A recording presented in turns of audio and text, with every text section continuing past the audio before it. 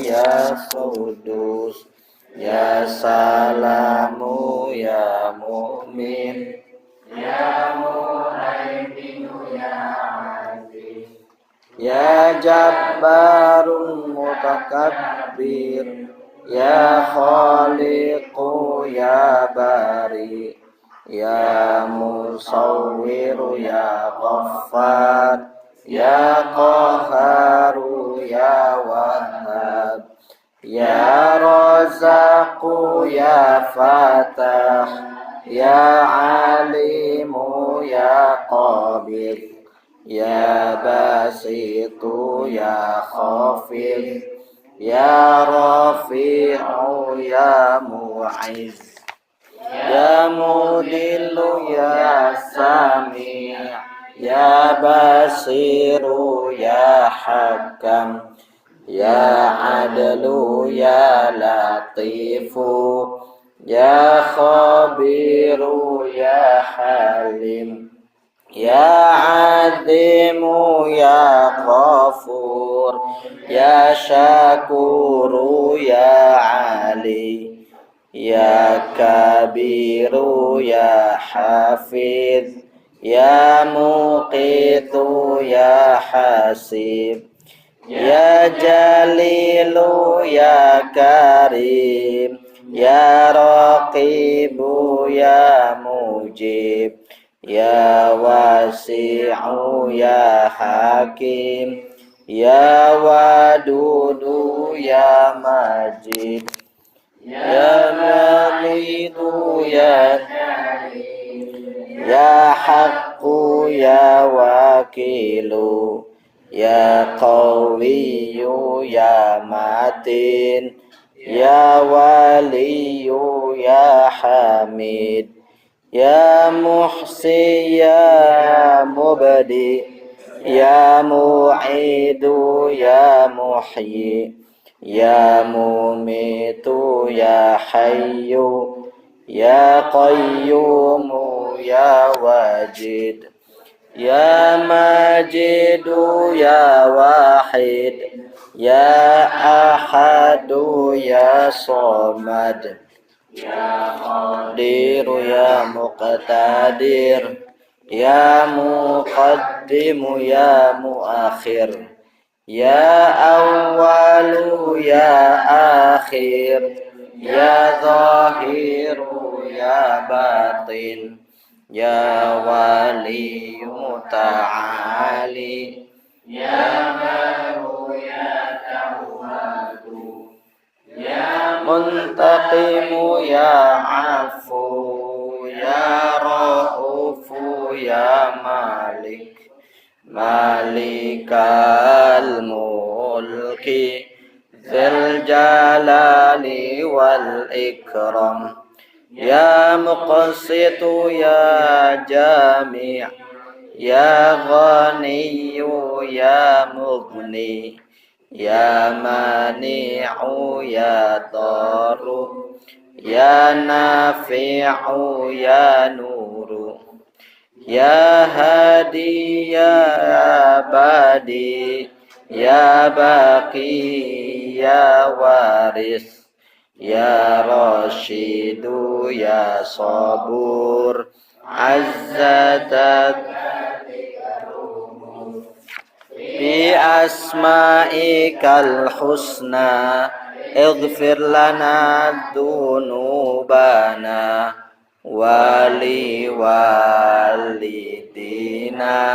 wa dhurriyyatina, kaffir an sayiatina wastur ala uyubina wajbur ala nuqsanina warfa' darajatina wazidna ilman nafi'a wa rizqan wasi'a halalan tayyiba wa amalan salihah wa nawwir qulubana ويسر أمورنا وصحح أجسادنا دائما حياتنا إلى الخير قربنا عن الشر باعدنا والقربى رجاؤنا آخرا نلنا المنى بلغ مقاصدنا واقض حوائجنا والحمد لله الذي هدانا صل وسلم على طه خليل الرحمن وآله وصحبه إلى آخر الزمان. بسم الله الرحمن الرحيم. الحمد لله رب العالمين الرحمن الرحيم مالك يوم الدين إياك نعبد وإياك نستعين صراط الذين أنعمت عليهم غير المغضوب عليهم ولا الضالين.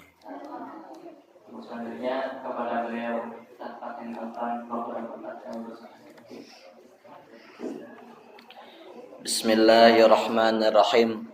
Assalamualaikum warahmatullahi wabarakatuh. Waalaikumsalam warahmatullahi wabarakatuh.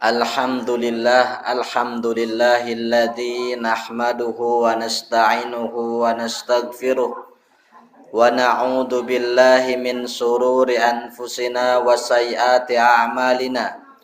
May yahdihillahu fala mudhillalah wa may yudlil fala hadiyalah. Asyhadu an la ilaha illallah wahdahu la syarikalah wa asyhadu anna Muhammadan abduhu wa rasuluhu la nabiyya wa la rasulahu ba'dah amma ba'd.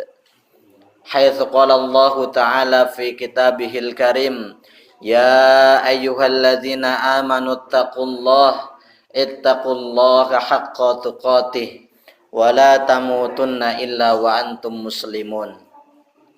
Puji syukur hanya milik Allah Subhanahu wa taala yang telah memberikan kepada kita semua nikmat yang begitu banyak, terkhusus dua nikmat yang tidak Allah berikan kepada seluruh manusia di muka bumi ini, yaitu nikmat iman dan nikmat Islam.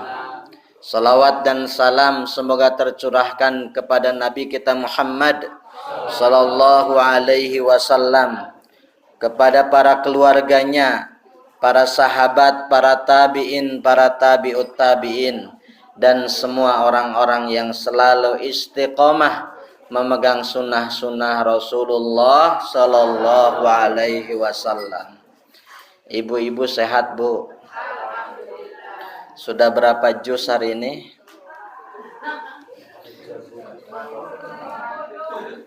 Juz jambu, juz jengkol, juz alpukat.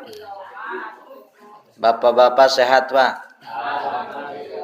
Sudah berapa juz hari ini? Wallahu a'lam bissawab. Gampang, Pak, jawabnya. Bapak dan Ibu yang dimuliakan Allah Subhanahu wa taala, puji syukur hanya milik Allah yang telah memberikan kita nikmat yang sangat banyak sekali. Terkhusus pada kesempatan kali ini kita masih diberikan hidayah taufiknya untuk bisa hadir melaksanakan sholat maghrib secara berjamaah. Kemudian dilanjutkan dengan taklim, kita menuntut ilmu. Mudah-mudahan ketika kita menuntut ilmu di majelis ini, ketika kita sudah selesai dari majelis ini, Allah Subhanahu wa taala mengampuni segala dan semua dosa-dosa kita. Amin ya rabbal alamin. Bapak dan Ibu yang dimuliakan Allah Subhanahu wa taala, saya bingung mau menyampaikan apa. Dadakan.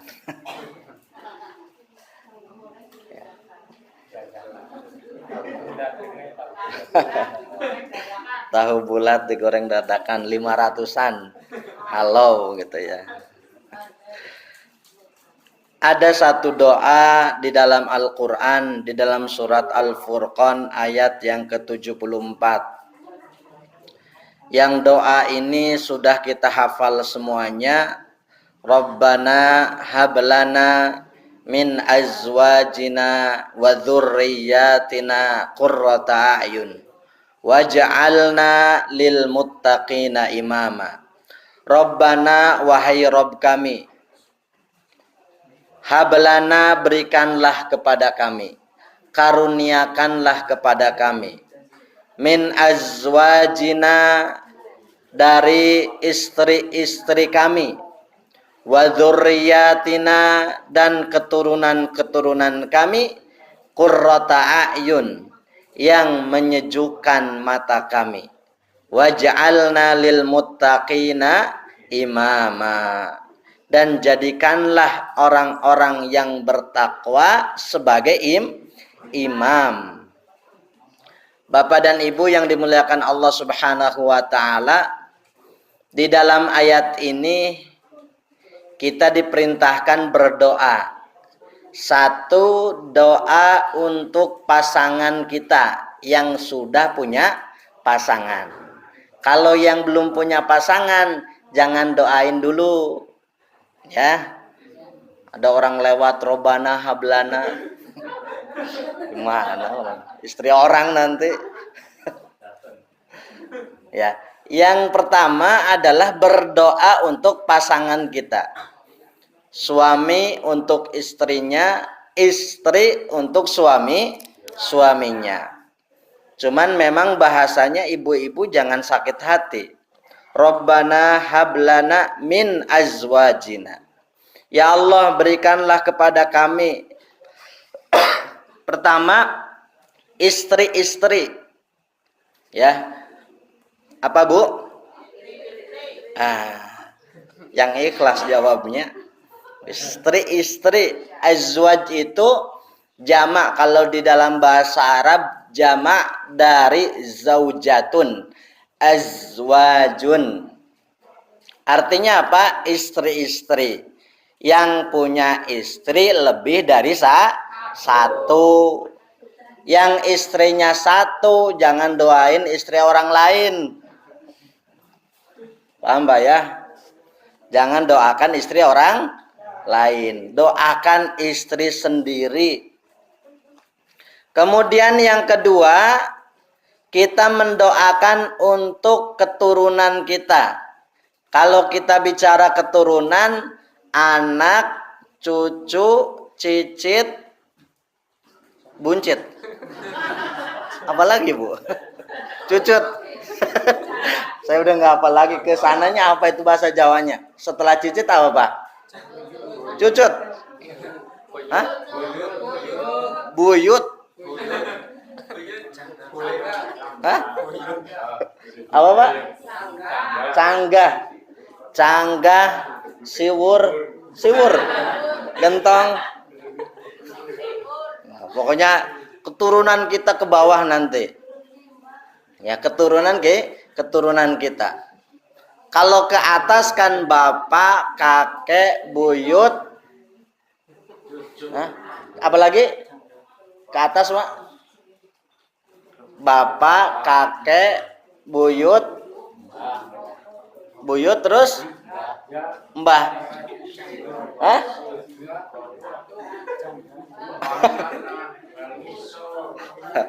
Itulah orang Indonesia, ciri-cirinya. Nasab aja nggak tahu gitu ya.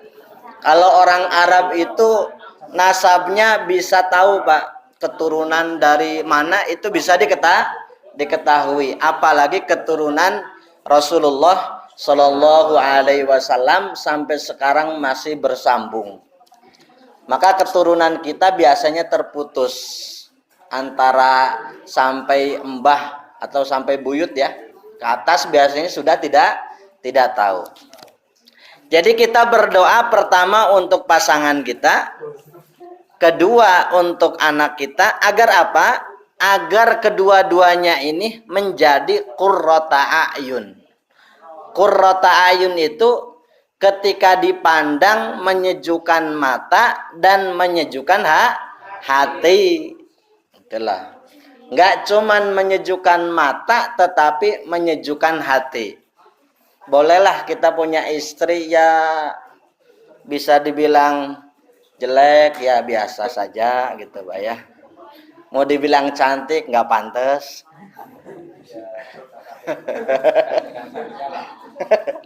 Yang sedang-sedang saja kata Pak Agus. Bolehlah mungkin kita punya istri sedang-sedang saja.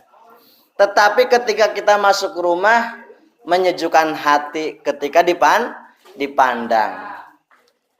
Bolehlah kita punya anak biasa saja mungkin. Peringkatnya enggak tinggi. Peringkatnya itu selalu sesuai dengan jumlah kelasnya. Jumlah kelasnya 25, ya anak kita ranking 25 gitu ya.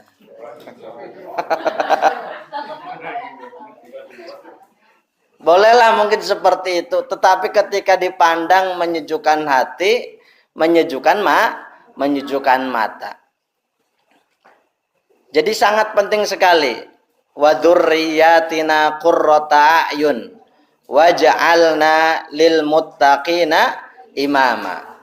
Ya. Dan jadikanlah orang-orang yang bertakwa sebagai pemimpin kami. Jadi dua hal ini penting di dalam kehidupan kita untuk kebahagiaan di dunia dan akhirat. Satu, anak bisa membahagiakan kita di dunia maupun di akhirat. Kedua, pasangan kita bisa membahagiakan kita dunia dan akhirat. Saya mau tanya bapak-bapak nih. Bapak, nanti kalau sudah di surga, mau istri yang sekarang apa mau yang lain? Ayo, jujur. Mau yang sekarang apa mau yang lain, Pak?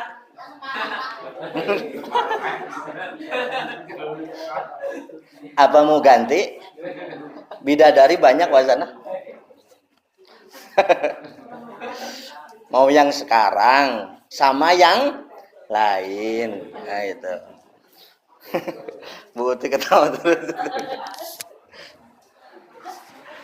Jadi kembali lagi, bisa membahagiakan kita di dunia dan akhirat. Kita suami bisa membahagiakan keluarga kita di dunia, bisa membahagiakan di akhirat. Kita punya anak, kita jadi anak, bisa membahagiakan di dunia dan di akhirat nanti. Itu yang kita inginkan. Karena bahagia yang sebenarnya itu ketika kita sudah mendapatkan surga. Gitu Pak ya. Itu bahagia yang hakiki, yang abadi. Ketika kita sudah diselamatkan oleh Allah, tidak masuk neraka, langsung masuk surga. Itu bahagia. Kalau di dunia ini kita tidak bisa menentukan kebahagiaan itu seperti apa, kita tidak bisa menentukan kebahagiaan itu dengan harta.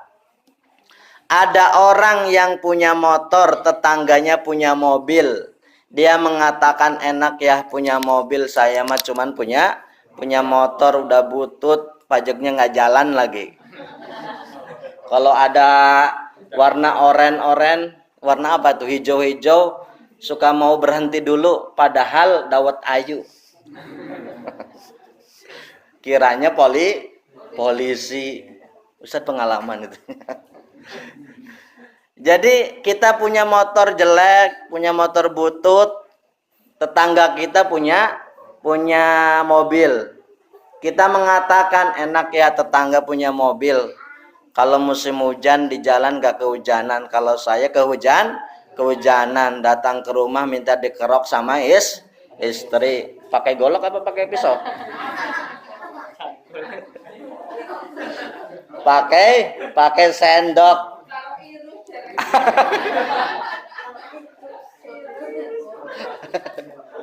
Pakai sendok ya. Kalau belum puas pakai centong. Kalau belum puas pakai skop. Ya. Jadi ketika kita melihat tetangga kita kayaknya enak ya, hidupnya bahagia.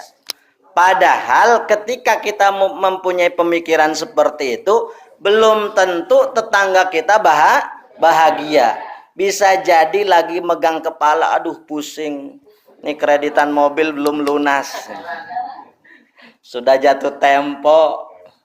Nyari uang kemana nih? Mikir terus. Ya, belum tentu bahagia. Gitu Bu ya. Jadi jangan merasa sendiri atau merasa dirinya tidak bahagia. Apa yang diberikan oleh Allah itulah kebahagiaan kita. Contoh lagi misalkan gini. Ada seorang wanita suami istri dan suami istri sudah menikah 5 tahun, belum punya anak, kemudian hamil. Kira-kira bahagia enggak? Bahagia. Saking bahagianya cepet-cepet ingin ke apotek beli tes pen. Nah, tes pack. Kalau tes pen itu nyala-nyala, oh ya. Ibu-ibu kalau cek kehamilan pakai tes pen nyala merah berarti positif. Ada setrumnya sih Bu. Beli tes pack ya, maaf. Beli tes pack. Ya, nanti jangan sampai saking senangnya beli tes pen, Mbak. Tes pen gitu ya. Jadi dia senang sekali karena 5 tahun belum diberikan keturunan.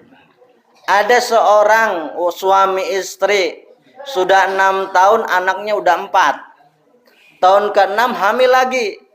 Kira-kira istrinya seneng gak? Alah. Hamil maning gitu.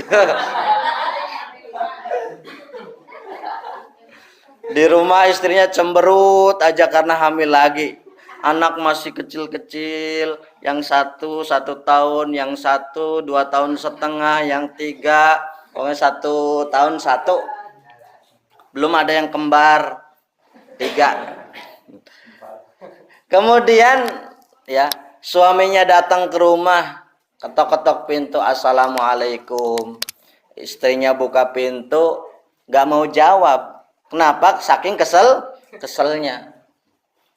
Kemudian ditanya, kenapa Dek? Kenapa Bu? Gak mau jawab juga.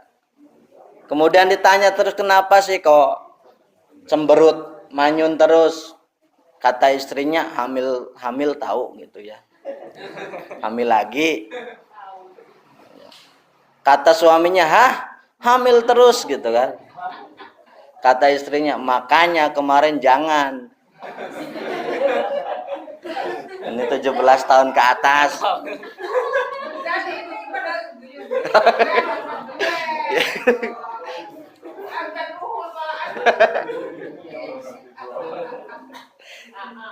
Yang satu bahagia, yang satu cemberut.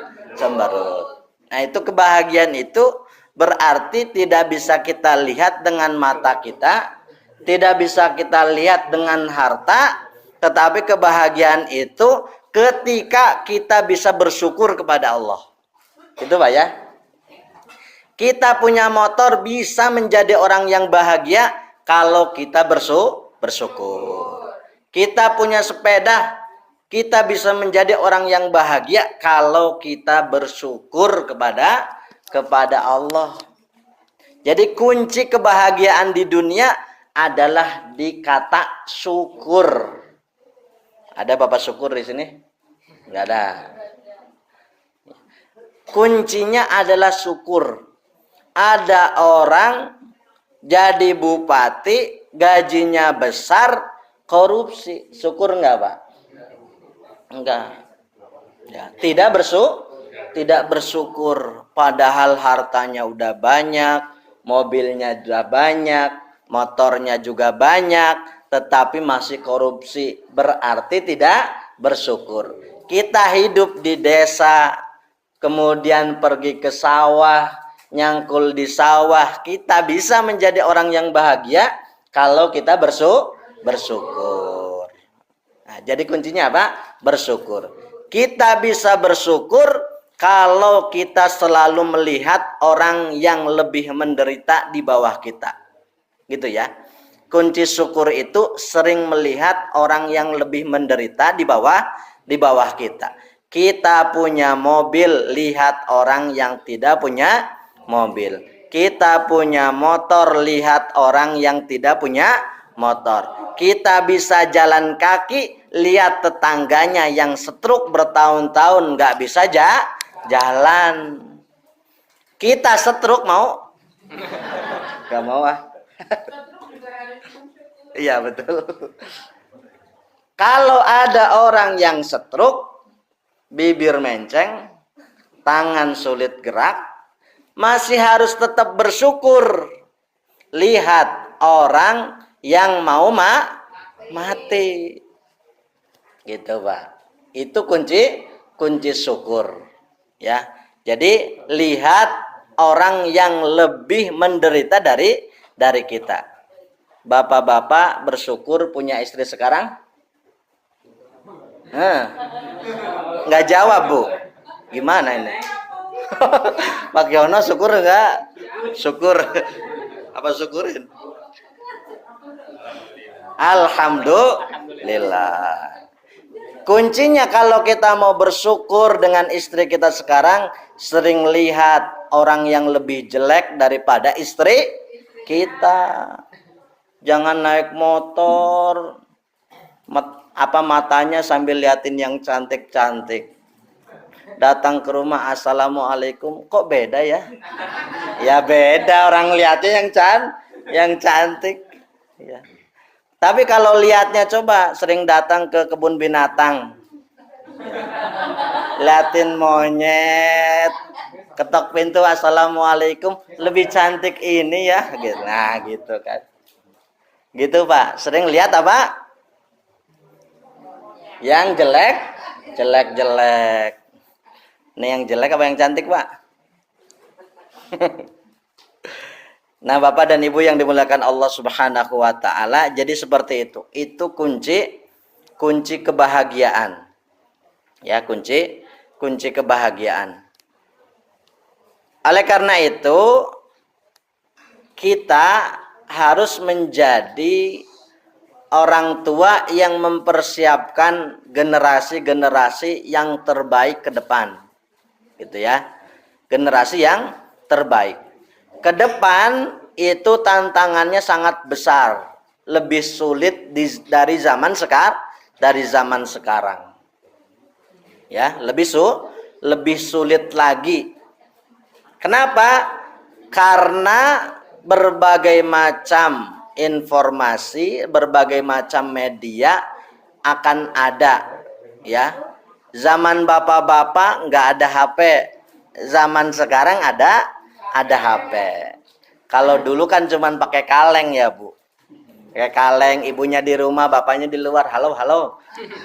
Gimana kabarnya? Dulu zaman nggak ada HP, sekarang ada HP. Zaman dulu ketika ibu-ibu masih kecil menyusu ke orang tuanya sambil dinyanyikan, sambil disolawati. Sholatun. Gitu Ibu ya. Sambil sholawat itu ibu kita. Betul nggak? Sambil sholawatan. Sholatullah. Gitu. Sambil sholawatan. Ibu-ibu sekarang pencet televisi, yang keluar dangdut sambil joget gitu ya. sambil joget. Nggak ketahuan anaknya ternyata udah nggak nyusu, udah lepas. Ya. Jadi seperti itu. Zaman dulu sholawatan ibu-ibu kita, ya.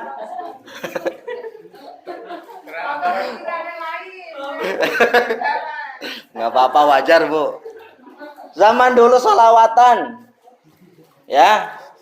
Ibu-ibu kita kalau masak sambil sholawatan, bersihin padi, bersihin beras sambil sholawatan. Zaman sekarang nyetel HP, ya sambil dangdutan, bersihin beras, napi beras sambil joget. Ibu teh gitu sambil joget. Nah.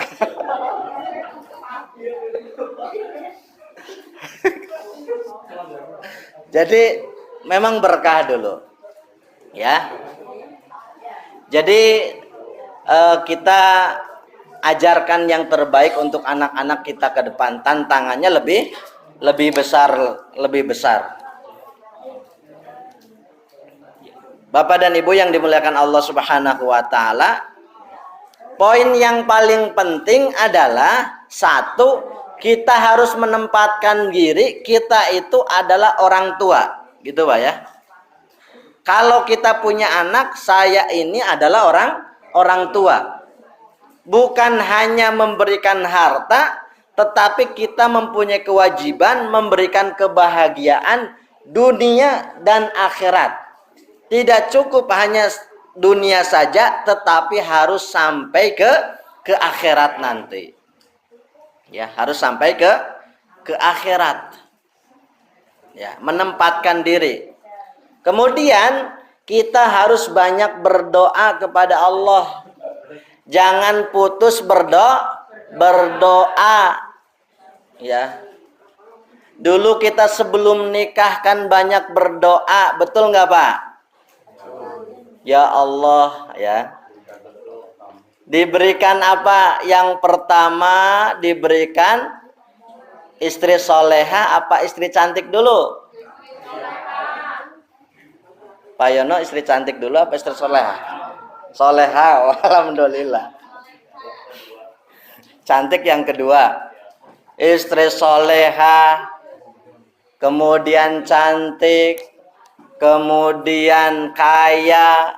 Orang tuanya udah tua, seminggu lagi mau mati. Dapat warisan banyak. Nah, jadi jangan putus berdoa. Ketika kita sebelum nikah berdoa, bahkan sholat apa namanya itu? Sholat apa coba Pak dulu sebelum menikah? Mau menentukan pilihan. Sholat apa? Tahajud apa sholat apa? Hah? Istikharah. Nah, agar diberikan pilihan dari 3 misalkan. Pak Yono dulu berapa Pak? Calonnya 1, 2, 3.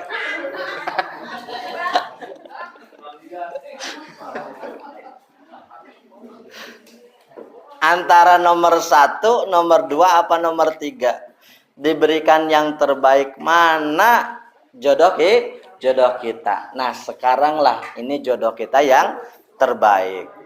Setelah menikah kita juga harus tetap berdoa. Apa doanya bapak-bapak setelah menikah? Bojo maning.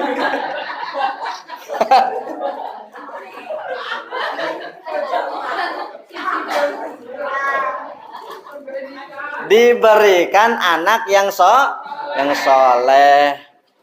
Ada istri barunya? Anak yang soleh, malah bojo maning gitu. Punya anak juga belum ya.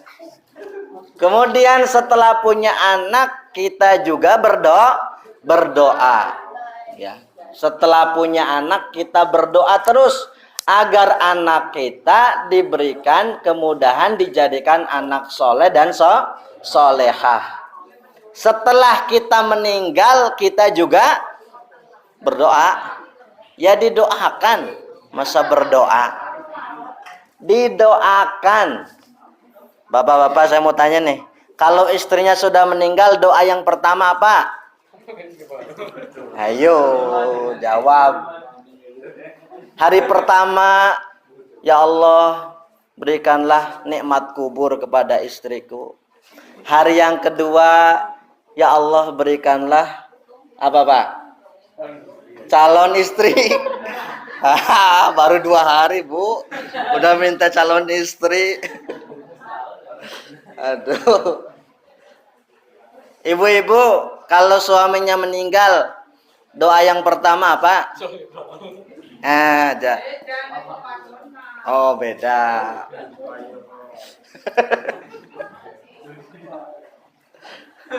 Doanya apa, Bu? Ya Allah, berikanlah nikmat kubur kepada suamiku. Kalau perempuan agak panjang dikit, Pak. Kalau laki-laki hari kedua. Kalau perempuan itu ya 2 bulanan lah. Baru minta. Selesai masa idah baru minta kan, Bu?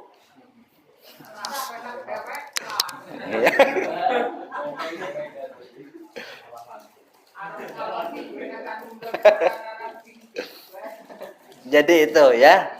Jadi kita harus tetap berdoa.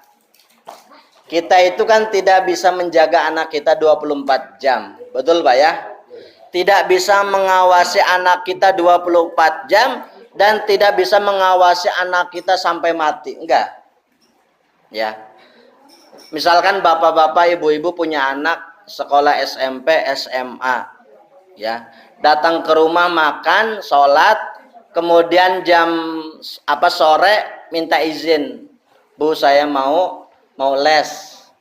Mau les atau belajar bareng sama teman.